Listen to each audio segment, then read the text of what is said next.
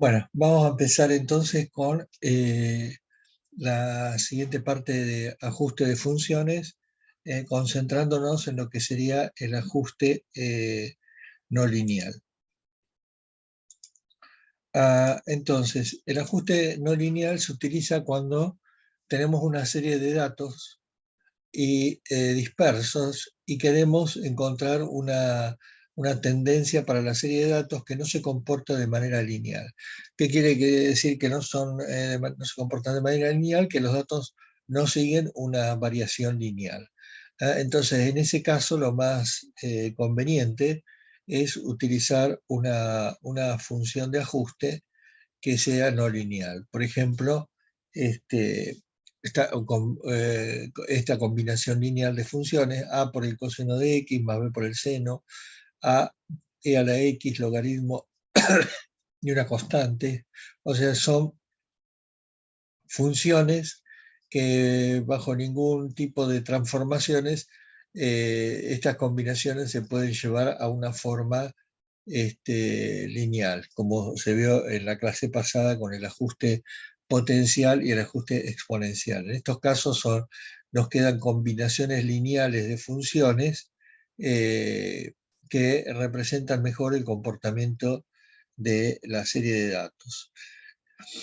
Y tenemos como incógnitas los coeficientes de ajuste, A, B en este caso, A, B y C en este caso. Entonces, ¿cómo se realiza el ajuste? Como hicimos anteriormente, por mínimos cuadrados. Entonces, cada punto dato va a tener un residuo, esto es, va a tener una diferencia con respecto a la función de ajuste. El residuo es la diferencia en i entre el valor dato i sub i y el valor de la función de ajuste en ese punto dato xi. Entonces, ¿qué es lo que uno desea? Que la función de ajuste aproxime lo mejor posible de los datos, o sea que el residuo sea lo más chico o más pequeño posible. Entonces, en el caso de un ajuste generalizado, vamos a definir nuestra función de ajuste como una combinación lineal de funciones g sub i que pueden tener forma cualquiera. Las g sub i pueden tener cualquier tipo de forma y están multiplicadas por los coeficientes a0, a1, am, que van a ser los coeficientes del ajuste generalizado. Entonces, para hallar estos coeficientes, lo que vamos a plantear es el residuo para este tipo de función de ajuste, que obviamente va a ser la suma de las funciones estas generalizadas y la resta al valor dato nos da el residuo. Entonces, vamos a usar el criterio de mínimos cuadrados, o sea, vamos a tratar de minimizar el residuo para todos los puntos. Entonces, vamos a considerar la suma de todos los residuos elevados al cuadrado, para que, si no lo pusiéramos al cuadrado, habría posibilidad de que se cancelen, y eso no nos daría la suma mínima. Entonces, la suma mínima, para forzar a que la suma sea mínima, los elevamos al cuadrado, y en este caso, los residuos es la diferencia entre el valor dato y la sumatoria de las funciones de ajuste generalizado. Si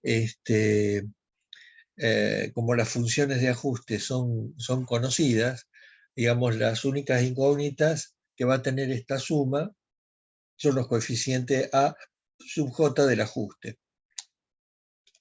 Y lo que queremos es que esta suma sea mínima, para que la suma de residuos sea mínima, para que se ajuste mejor a los datos, y eso implica que queremos que la suma sea mínima respecto de cada coeficiente de ajuste. Entonces, la condición de mínimo es que la derivada respecto de cada coeficiente de ajuste sea nula. Entonces, como es una suma de cuadrados, la derivada va a ser una suma de cada término multiplicado por 2 y por la derivada de cada término respecto del coeficiente a sub k que estamos derivando. Como el a sub k multiplica a g sub k, la derivada va a ser menos G sub K. El menos viene porque antes de la sumatoria hay un signo menos. Y con esto tenemos una ecuación que hay que igualar a 0 para cada coeficiente K sub K. O sea, si sacamos el A sub J, fuera de la sumatoria, porque, vamos a tener que, mejor dicho, sacamos A sub J factor común de toda esta sumatoria de n puntos y la podemos expresar, esta ecuación la podemos expresar de manera equivalente como sumatoria de A sub J por estos coeficientes que serían sumatoria de G sub J por G sub K en cada punto y dato, ¿no? Y el término independiente, o sea, este I sub I que multiplica el G sub K, lo pasamos para el lado derecho, y de tal forma que nos queda un sistema de ecuaciones que si lo desarrollamos tiene esta forma. O sea, vamos a tener una ecuación por cada coeficiente de ajuste y un sistema de ecuaciones que involucra cada término al producto de dos funciones, todas sumadas en todos los puntos. O sea, acá tenemos G sub 0 en XY por G sub 0 en XY, la sumatoria, esto sería G sub 0 al cuadrado, y acá sería la sumatoria de G sub 1 en XY por G sub 0 en XY para todos los X y datos, ¿no? Fíjense que la matriz del sistema es simétrica, porque acá tenemos el término, si intercambiamos los índices de fila y columna, o sea, fila 2, fila 1, columna 2 tiene que ser igual a fila 2, columna 1. Fíjense que evidentemente son iguales. Acá tenemos el producto de G1 por G0, que es lo mismo G0 por G1, y así se puede verificar que la matriz es simétrica. Esto tiene algunas mínimas ventajas para reducir espacio de almacenamiento, y porque en general no se utilizan mucha cantidad de funciones de ajuste generalizado. Resolviendo el sistema vamos a encontrar los valores A sub 0, A sub 1, A sub m, que mejor, que van a ser óptimo el ajuste. Bueno, dentro del ajuste, lo que sería ajuste generalizado, tenemos un caso particular que es el ajuste polinomial. Entonces, en el ajuste polinomial, las funciones de ajuste, la función es un polinomio. Y si lo comparamos con una función de ajuste generalizado, fíjense que se puede equiparar el ajuste polinomial con un ajuste generalizado, donde la función g sub i es x elevado a la i, ¿no? O sea, vamos a tener, comparando, g sub 0, por ejemplo, vale 1, g sub 1 vale x, porque es el coeficiente de a sub 1, g sub 2 sería x al cuadrado, y g sub n, x a la n. O sea que no necesitamos hacer ninguna deducción especial, sino que directamente armar el sistema de ecuaciones generalizado, pero ahora reemplazando las funciones g por las potencias de x que corresponden al ajuste polinomial. Acá se ve bastante más claro que efectivamente la matriz es simétrica, y resolviendo este sistema de ecuaciones hallamos los coeficientes de ajuste. Bueno, acá hay que hacer una mención, porque fíjense que cada sumatoria implica potencias de x. Entonces, no conviene utilizar exponentes muy grandes, o sea, polinomios de alto grado. ¿Por qué? Supongamos que usáramos un polinomio que xy fuera 100. Si acá tenemos xy elevado a la 1, nos da 100. Pero acá tendríamos 100 elevado a la n, el grado del polinomio. O sea, si el polinomio fuera de quintos grados, sería 100 elevado a la quinta, que es un número muy grande comparado con el valor original. O sea, lo que es que sucede es que en la matriz de los coeficientes puede haber una gran diferencia entre los tamaños de los coeficientes. Eso hace que a la hora de resolver el sistema de ecuaciones, eso pueda ocasionar una inestabilidad numérica, entonces no conviene usar polinomios de grado muy alto, o sea, no mayor de 5 o 6, y también acá con los polinomios ocurre el fenómeno de oscilación, ya vamos a ver, y tampoco por ese motivo conviene usar polinomios de grado muy alto. Bueno, un poco mencionó Federico cuando estaban viendo los ejercicios, si tenemos varios tipos de ajustes, ¿cómo vamos a compararlos para elegir cuál es el mejor? Para eso vamos a tomar el error cuadrático medio, que el error cuadrático medio se define como la suma de los errores cuadráticos dividido la cantidad de datos, ¿no? O sea, la sumatoria de los residuos al cuadrado dividido la cantidad de datos. Entonces vamos a usar como criterio que el mejor ajuste es aquel que nos da el menor valor del error cuadrático medio, siempre obviamente para los mismos datos. De esa forma, si estamos comparando diferentes tipos de ajuste, podemos decidir cuál es mejor. Creo que lo mencioné, pero si no lo vuelvo a decir.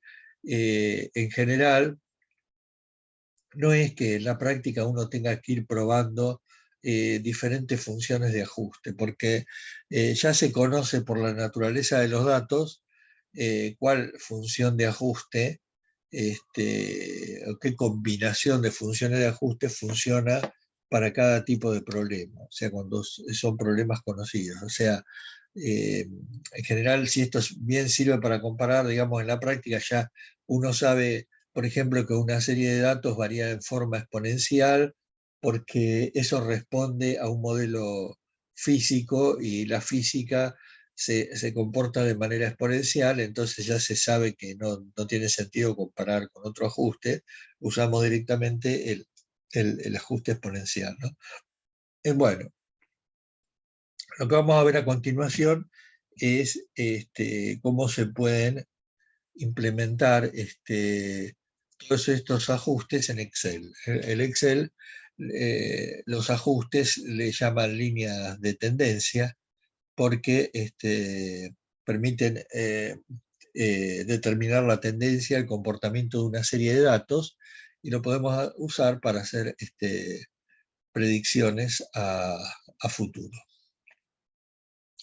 Y en general tiene estos 6 tipos de ajuste. El exponencial, el primero, bueno, el lineal, que es el que por defecto es el más básico, pero también tiene ajuste exponencial y potencial. Y también el logaritmo, que involucra a la función logarítmica, ¿no? Y la polinómica, que es la que vimos recién. Y después tiene lo que se llama la media móvil. La media móvil en realidad no es un ajuste de funciones en sí, sino que más que nada es para filtrar los datos, ¿no? O sea, cuando uno tiene señales medidas, en general las señales son pulsos eléctricos y si hay algún aparato electrónico, algo que esté interfiriendo, puede provocar que la señal salga con ruido. Ruido es oscilaciones sobre la serie de datos. Entonces, la media móvil lo que permite es hacer una especie de filtrado porque en vez de tomar cada valor en un punto dato, toma el promedio con los valores con los valores vecinos, ¿no? Y entonces, de esa manera es como que se suaviza la función y, perdón, y en cierta forma elimina las componentes de alta frecuencia de la señal y la suaviza y, y permite, digamos, una vez que la señal ya está purificada, digamos, se la puede empezar a analizar con más detalle.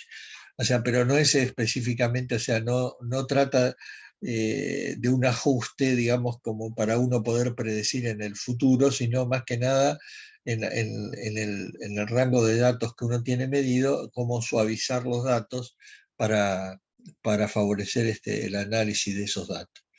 Entonces, vamos a pasar al Excel para ver algunos ejemplos. Vamos a ver un primer caso, un ajuste lineal. Lo voy a hacer todo de cero. Vamos a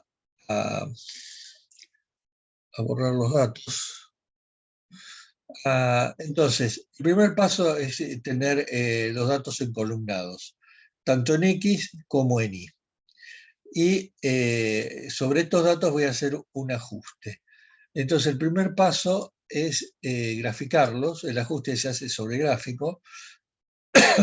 Y, y, perdón, y elijo este tipo de gráfico que se llama gráfico de dispersión. El gráfico de dispersión muestra los puntos aislados X e Y, o también los puede interpolar de manera lineal o de manera curva. Esto lo vamos a ver en la parte de interpolación, suavizada. Y bueno, y acá son variantes, ¿no? La curva es la misma curva, pero sin los puntos, o la interpolación lineal sin los puntos. Yo recomiendo usar el más puro, que sería los datos tal como se obtuvieron de la tabla. Entonces, si queremos hacer un ajuste de función, seleccionamos la serie de datos y ponemos acá, elegimos la opción botón derecho, agregar línea de tendencia. Y nos aparece el menú de líneas de tendencia del Excel, y ven que por defecto aplica la interpolación lineal. Si quisiéramos ver los coeficientes de ajuste, hacemos clic acá en presentar ecuación en el gráfico, y eso nos muestra la ecuación de ajuste lineal. Aparece con números muy chiquititos. Cambiamos la fuente y vamos a poner los números un poco más grandes. Y tenemos la función lineal, a por x más b. Entonces, fíjense que esto tiene 4 o 5 cifras significativas. Si quisiéramos más cifras, hacemos formato de etiqueta de línea de tendencia, y acá podemos seleccionar para el número el formato, en vez de general, el formato de número, que viene por defecto con 2 decimales, pero le podemos agregar los decimales que querramos, ¿no? O sea, si queremos 7 decimales, ahí tenemos el número con más precisión. Entonces, tenemos la ecuación con los coeficientes de ajuste. Y bueno, y podemos hacer, ¿cómo hacemos predicciones a futuro, ¿no? O sea, lo que tenemos que hacer, supongamos, es, supongamos que estos son meses, ¿no? De 0 a 14 meses. Y queremos proyectar qué va a pasar en los próximos 4 meses. Entonces acá ponemos en el futuro 4 meses. Le damos Enter. Y ven, la línea de tendencia se prolonga durante 4 meses. Entonces podemos ver qué va a pasar con esta serie en el futuro, ¿no? Y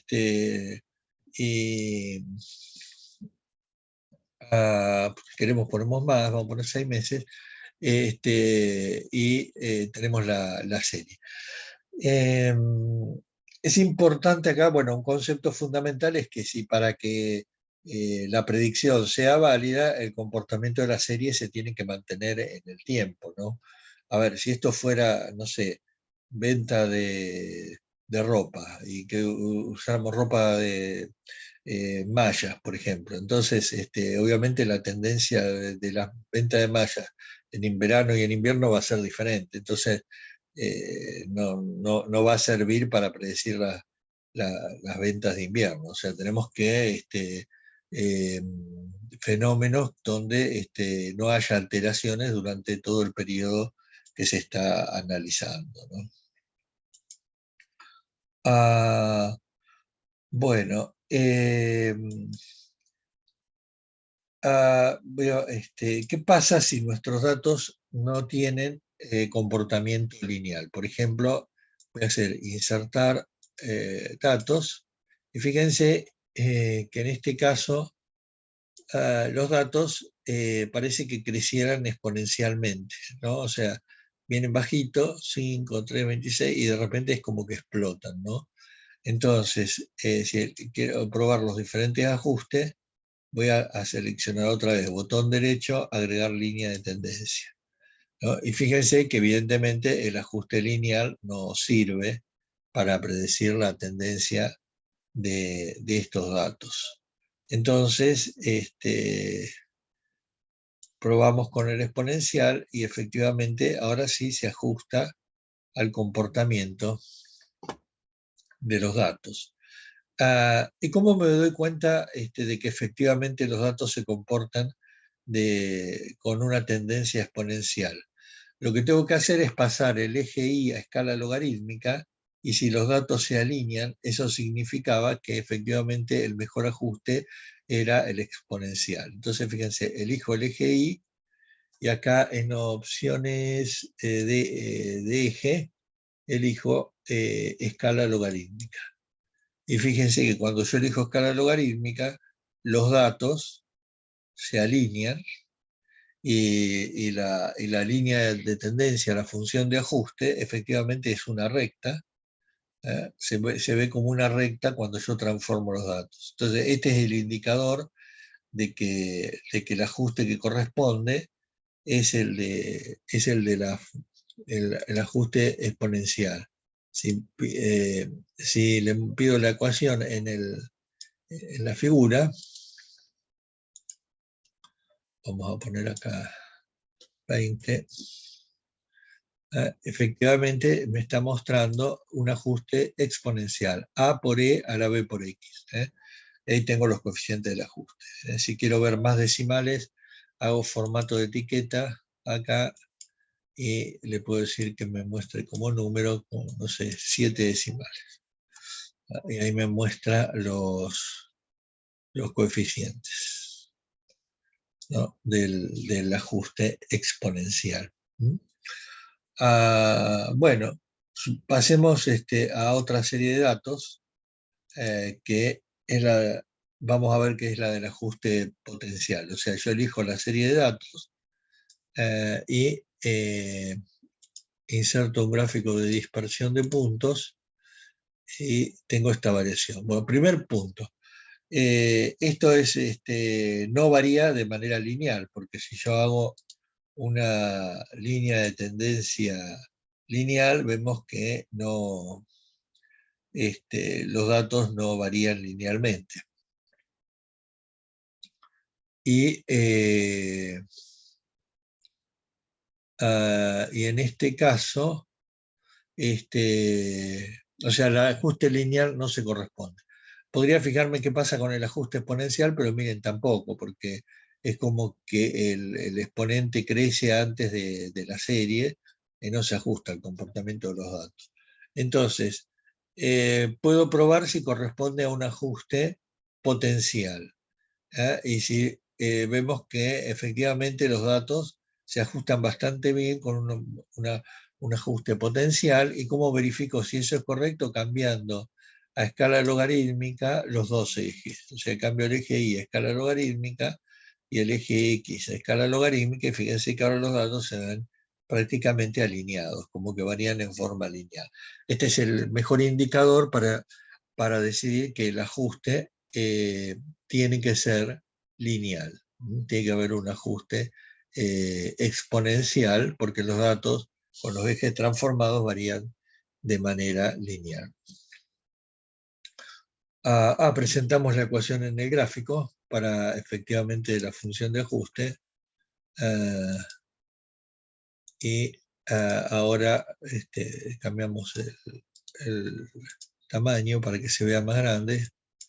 Vamos a poner 22. Y efectivamente ven que el ajuste es una función potencial, a por x elevado a la b. Bueno, insisto, ya uno en general en los casos prácticos ya sabe cuál es el mejor tipo de ajuste, pero si no lo supiera puede ir probando. Y finalmente vamos a ver, voy a borrar esto, ya lo tenía hecho de antes, qué pasa cuando ninguna de las funciones que mostré hasta ahora funciona bien para hacer el ajuste de datos. Entonces, la alternativa que nos queda es usar un ajuste generalizado, y el que está implementado en Excel es el polinomial. Entonces, vemos la tendencia de los datos, vamos a ver qué pasa, o sea, si yo hago un ajuste, perdón, acá tengo que poner línea de ajuste.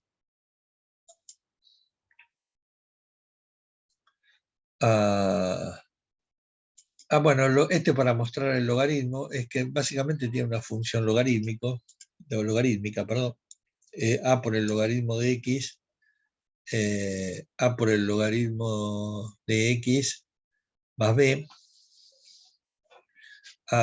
y perfecto, esto funciona, pero los datos no corresponden con esa tendencia. Entonces, vamos a sacar esta función, la sacamos. Vamos a probar con otros tipos de ajuste, todos los que vimos hasta ahora. Agregar línea de tendencia, vemos que en exponencial y el potencial están desactivados. ¿Y esto qué es? Porque en la serie de datos tenemos un valor negativo, en i, ¿no? Entonces, eso inhabilita la posibilidad de hacer un ajuste exponencial o potencial, porque hay que usar logaritmos de i. El logaritmo de i y el logaritmo se complica con el logaritmo de un número negativo, que no se puede sacar. Entonces, el logaritmo es solamente para números positivos. No es posible aplicar de esta manera los datos. A ver, se puede arreglar, y se puede arreglar un poco si uno le suma una constante a todo esto de tal manera que la serie la levanta para arriba. Bueno, hay que hacer modificaciones. Pero si así todo no pudiéramos invocar una función de ajuste, nos queda como último recurso el ajuste polinómico. El ajuste polinómico significa que vamos a tratar de ajustar con un polinomio de grado, y acá lo tenemos variable. Y el grado arranca en grado 2. ¿Por qué no está el grado 1? Porque ese es el ajuste lineal, que ya vimos que no funciona. Entonces el polinómico es para polinomios de grado 2, grado 3, grado 4. Fíjense que a medida que aumento el grado, 5, 6, mejor ajuste se tiene. Pero más allá del grado 3, prácticamente no hay mejora, lo dejamos en 3 y presentamos la ecuación en el gráfico. La fuente acá, lo hacemos más grande. Ahí tenemos la función de ajuste polinomial, cúbica, ¿no? A por x al cubo, o sea, sería el coeficiente de x al cubo, x al cuadrado, x y el término constante, ¿no? Entonces, esta es una buena alternativa cuando ninguno de los funciones anteriores funciona. Y también hay que entender que en general todas las funciones de ajuste funcionan bien, todas estas que vimos, y los datos varían de manera suave.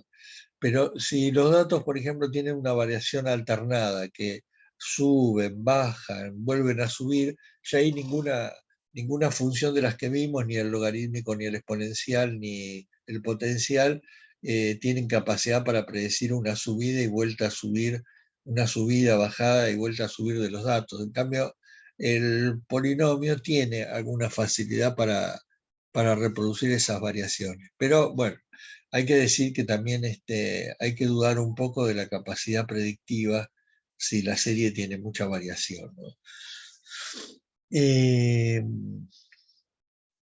Entonces, de esta manera podemos hacer el ajuste polinomial.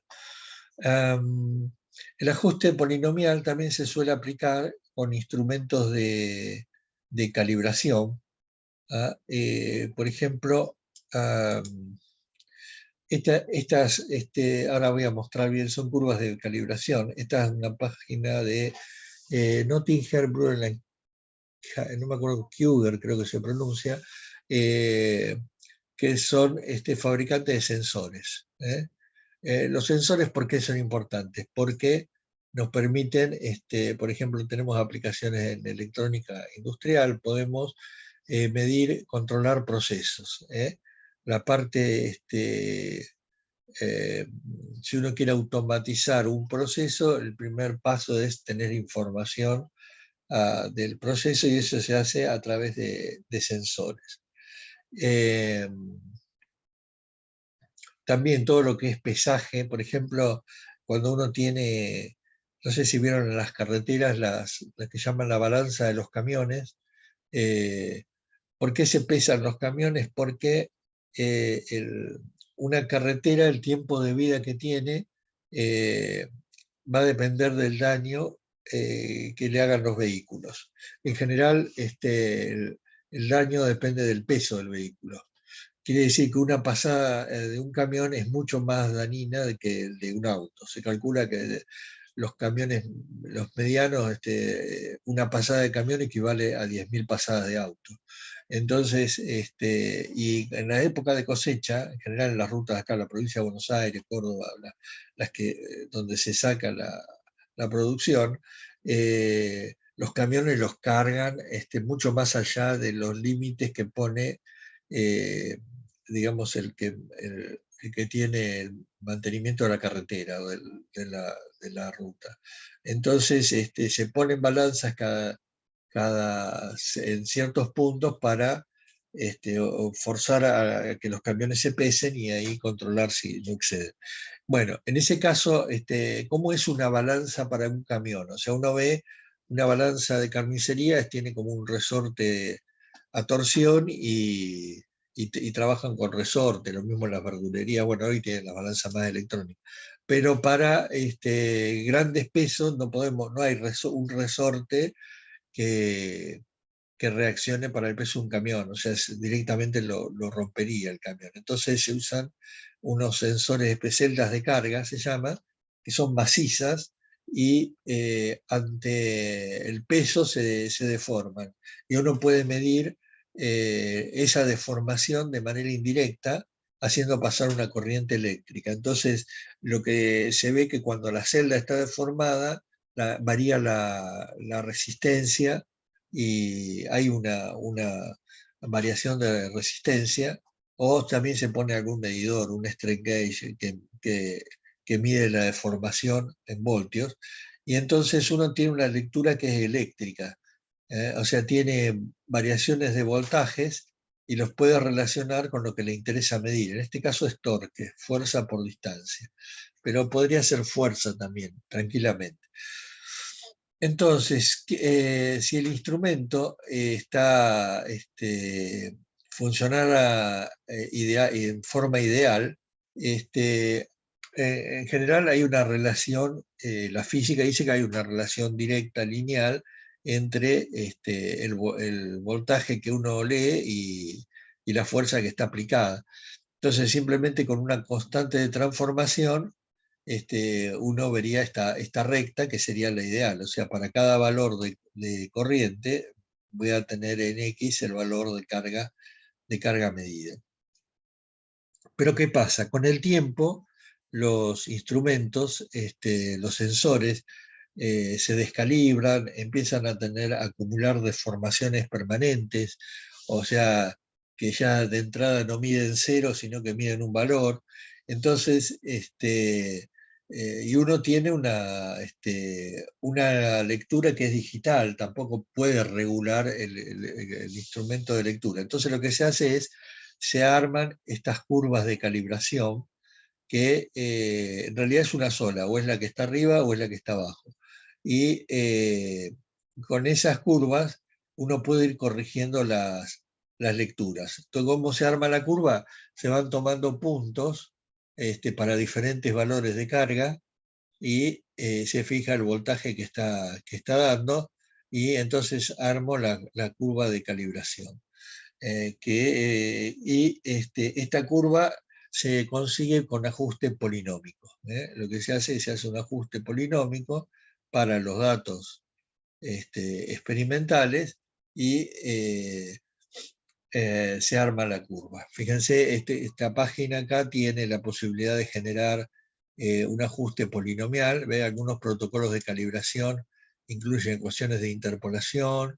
Bueno, en este caso es interpolación polinomial, pero se podría, si uno tuviera más datos, podría hacer ajuste, ¿no? La cuestión es que no me acuerdo bien cómo estaba acá, pero estos son los ajustes polinomiales y en este caso es para coeficientes, creo que es hasta B0, B1, acá dice 2, pero en realidad sería un ajuste cúbico, ¿no? Bueno, habría que fijarse bien. Pero uno puede, a partir de datos medidos, encontrar las curvas de calibración. Fíjense que esto tiene positivo y negativo. A veces el sensor no reacciona de la misma forma para valores positivos que negativos. O sea, si estuviéramos hablando de fuerza sería tracción y compresión. Y en ese caso hay que hacer dos curvas de calibración, una para valores positivos y otra para valores negativos. Y finalmente, otra cosa que hay que mencionar es que algunos sensores ya es imposible de fabricarlos, que se manejen con una curva ideal, y entonces ya de fábrica el fabricante provee la curva de calibración, o sea, el polinomio que representa la relación entre los valores medidos y los valores eh, eh, calculados, o sea, el que correspondería al peso aplicado, ¿no? Eh, bueno, esta sería, digamos, como una aplicación de ajuste para polinomial. Bueno, dejamos acá. En este momento voy a parar la grabación.